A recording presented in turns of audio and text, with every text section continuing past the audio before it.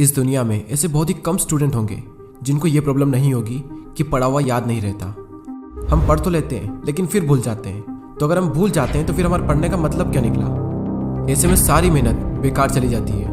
वैसे पहले मैं आपको बता दूं कि अगर आप पढ़ा हुआ याद नहीं रख पाते हैं तो इसका मतलब ये बिल्कुल भी नहीं है कि आपका दिमाग कमज़ोर है। सोचो अगर आपका दिमाग हर चीज़ को याद रखने लग जाए तो एक दिन में हमारे साथ में कितनी चीज़ें होती है। दिमाग का कचरा हो जाएगा अगर दिमाग सारी बातों को याद रखने लग जाए तो।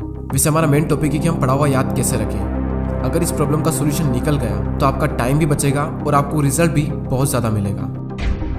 पढ़ा हुआ सब कुछ याद रखना मुश्किल है, लेकिन फिर भी काफ़ी हद तक हम इसे कंट्रोल कर सकते हैं, लेकिन पूरी तरीके से नहीं। मैं आपको 3 तरीके बताने वाला हूँ। अगर आप यूट्यूब पर गूगल पर सर्च करोगे तो आपको कई सारी टिप्स मिल जाएगी, लेकिन ये जो टिप्स मैं आपको बता रहा हूँ ये मेरे पर्सनल एक्सपीरियंस से और काफ़ी रिसर्च करने के बाद मैं आपको बता रहा हूँ।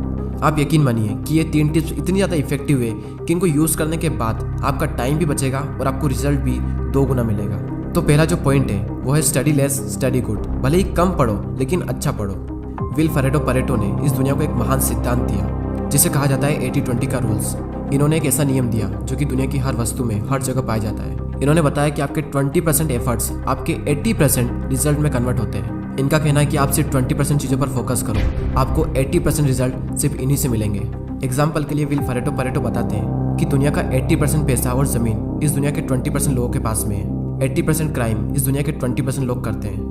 80% ट्रैफिक इस दुनिया के 20% रोड पर होता है। और 80% टाइम हम 20% कपड़े पहनते हैं। और इस दुनिया की 80% एल्कोहल यानी शराब इस दुनिया के 20% शराबी पी जाते हैं। 80% भोजन इस दुनिया की 20% जमीन से निकलता है। 80% बारिश इस दुनिया के 20% बादलों से होती है। इस दुनिया के 80% इन्वेंशन इस दुनिया के 20% साइंटिस्ट ने किए हैं। और सिर्फ यहीं तक नहीं, यही आंकड़ा हमारे अपने यूट्यूब चैनल पर भी लागू होता है। 80% वॉच टाइम उन लोगों से आता है जिन्होंने इस चैनल को सब्सक्राइब नहीं किया है। कहीं आप भी तो उन 80% लोगों में से नहीं हो। और सबसे इम्पोर्टेंट फैक्ट कि 80% रिजल्ट हमारे 20% एक्शन से आता है। और यही रूल आपके एग्जाम में और आपकी पढ़ाई में भी लागू होता है। आपके सिलेबस का पढ़ा हुआ 20% आपको 80% दिलवा सकता है। तो आप 20% मोस्ट इंपॉर्टेंट चीज़ों को निकालें और उनको पढ़ें, और वही 20% चीज़ें आपको 80% रिजल्ट दिलवा सकती है। और आपने जो 20% निकाला है वो आपके सिलेबस के कंपैरिजन में बहुत ही कम है। तो ये जो कम है ना, इसको बहुत ही अच्छे से करो। और यही था हमारा first point, study less and study good. दोस्तों मैंने भी कई बार ये गलती की है कि जितना पढ़ना होता है उससे हम कई गुना ज़्यादा पढ़ते हैं, और इसका रिजल्ट ये होता है कि हमें जो याद रखना चाहिए वो भी हम भूल जाते हैं। एग्जाम में अब वैसे भी ज़्यादा दिन नहीं बचे तो आप इस रूल को यूज़ करके काफ़ी अच्छा रिजल्ट पा सकते हैं। अब नेक्स्ट जो पॉइंट है वो है स्टडी इन मॉर्निंग। और ये जो पॉइंट है ना, ये मेरा फेवरेट पॉइंट है, क्योंकि मैंने अपनी लाइफ की ज़्यादातर पढ़ाई सुबह ही की है।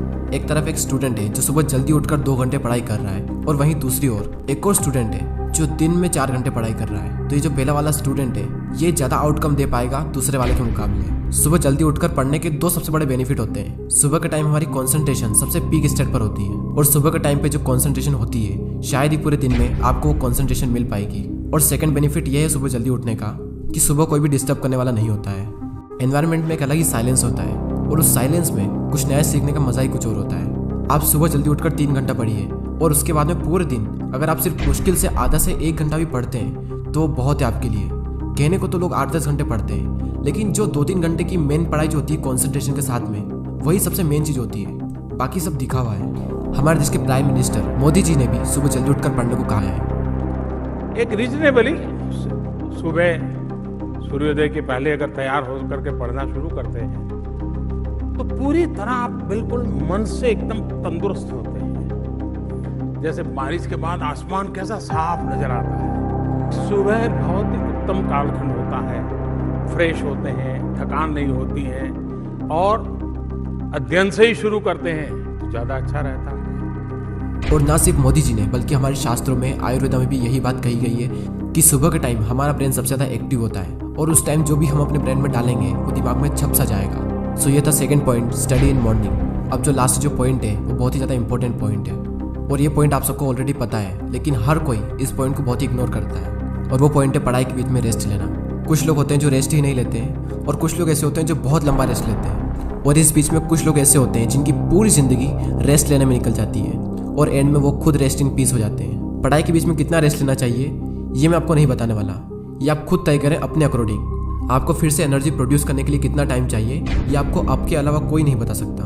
जितनी इंपॉर्टेंस हम अपनी पढ़ाई को देते हैं उतनी ही ज़्यादा इंपॉर्टेंस हमें रेस्ट को भी देनी चाहिए, क्योंकि रेस्ट ही वो चीज़ है जिसकी वजह से हम पढ़ पा रहे हैं। हम एक दिन में जागते भी हैं और सोते भी हैं। तो उसी तरीके से अगर आप काम कर रहे हैं तो काम के बीच में रेस्ट लेना भी बहुत ज़रूरी है। और हाँ, ये गलती बिल्कुल मत करना कि अगर आपका एक बार पढ़ाई में मन लग गया तो लगातार बढ़े जा रहे हैं, लेकिन बाद में एक टाइम ऐसा आएगा जब आपका बिल्कुल भी मन नहीं लगेगा रेस्ट लेने के बाद भी। जब एक बार पढ़ाई में मन लग जाता है तो हम इतना पढ़ते हैं कि हम अपने दिमाग को ही पूरी तरीके से थका देते हैं और हालत ऐसी हो जाती है कि फिर से पढ़ने का मन ही नहीं करता। आपने पढ़ना शुरू किया, आपका मन लगा, अब थोड़ी देर बाद आपको रेस्ट लेना चाहिए, लेकिन आपको लगता है कि मैं भी और पढ़ सकता हूँ। तो उस फीलिंग को बनाए रखें और रेस्ट लें और फिर दोबारा उसी फीलिंग के साथ में अपनी पढ़ाई शुरू कर दें। अगर आप चाहें तो आप पोमोडोरो टेक्निक का यूज़ भी कर सकते हैं। पोमोडोरो एक बहुत ही सिंपल टेक्निक है। आपको जो भी काम करना है उस काम को आपको 25-25 मिनट के 4 ब्लॉक्स में डिवाइड करना है और हर 25 मिनट के ब्लॉक्स में आपको 5 मिनट का ब्रेक लेना है और 1 घंटा होने के बाद में आपको 15 मिनट का रेस्ट लेना है और फिर से आपको यही सब करना है। और इस टेक्निक का यूज़ करके आप काफ़ी लंबे टाइम तक और काफ़ी अच्छे से स्टडी कर सकते हैं। और ना सिर्फ स्टडी बल्कि आप अपने किसी भी काम में इस टेक्निक को यूज़ कर सकते हैं। और इस टेक्निक को यूज़ करने के लिए प्ले स्टोर पर कई सारी एप्लीकेशन है, आपको जो भी अच्छी लगे वो एप्लीकेशन आप डाउनलोड कर सकते हैं। चलिए अब हम उन तीनों पॉइंट्स को एक साथ देख लेते हैं और ये भी देख लेते हैं कि हमने इस पूरी वीडियो में क्या सीखा। हमारा जो मेन टॉपिक था वो ये था कि पढ़ा हुआ याद कैसे रखें, और उसके सॉल्यूशन के लिए हमने 3 पॉइंट्स देखे, जिसमें से पहला है study less study good, second है स्टडी इन मॉर्निंग और थर्ड है रेस्ट लेना। फर्स्ट पॉइंट में हमने 80-20 के प्रिंसिपल को समझा कि किस तरीके से आपको 80% रिजल्ट आपके अपने 20% काम से मिलेंगे, और साथ ही हमने ये सीखा कि आपको फोकस करना चाहिए अपनी 20% स्टडी पर जो आपको 80% रिजल्ट दिला सकती है।